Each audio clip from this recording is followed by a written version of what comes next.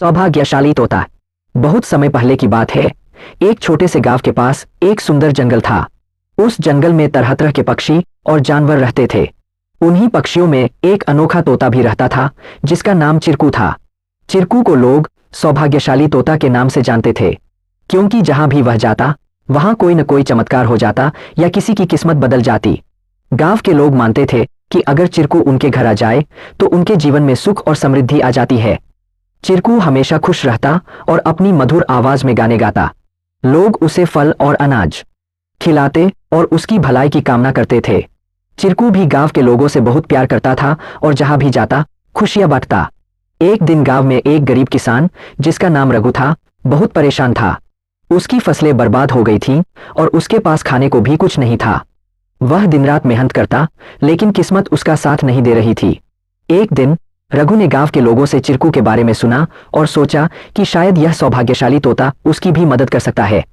रघु ने तय किया कि वह चिरकू से मिलकर अपनी किस्मत बदलने की विनती करेगा। अगले दिन वह जंगल की ओर चल पड़ा और चिरकू को खोजने लगा। बहुत ढूंढने के बाद उसे चिरकू एक पेड़ की डाल पर बैठे हुए मिला। रघु ने बड़े ही आदर के साथ कहा। चिरकू ने रघु की बातें ध्यान से सुनी और उसकी आंखों में दया उमड़ आई।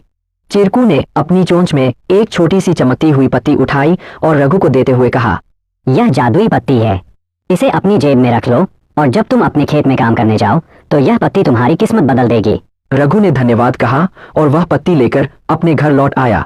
अगले दिन वह अपने खेत में काम करने के लिए गया। जैसे ही उसने खेत में जुताई शुरू की, अचानक से बारिश होने लगी।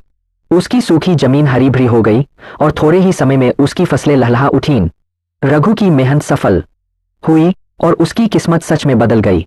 अब रघु के पास भरपूर अनाज था और वह फिर से खुशहाल जीवन जीने लगा।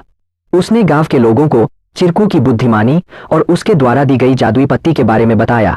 सभी लोग चिरकू की प्रशंसा करने लगे और उसे और भी अधिक प्यार देने लगे। लेकिन चिरकू ने रघु को एक बात कही थी, याद रखना, यह पत्ती सिर्फ तुम्हारी मेहनत का साथ देगी। अगर तुम मेहनत करना छोड़ दोगे तो यह भी अपना जादू खो देगी। रघु ने चिरकू की बात समझ ली और कड़ी मेहनत जारी रखी। धीरे धीरे उसकी स्थिति पहले से बहुत बेहतर हो गई। वह गांव के सबसे सफल किसानों में से एक बन गया।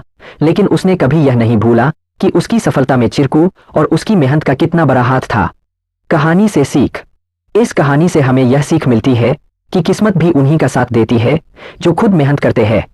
सौभाग्य और अवसर तभी काम आते हैं जब हम अपने प्रयासों से उन्हें सही दिशा देते हैं।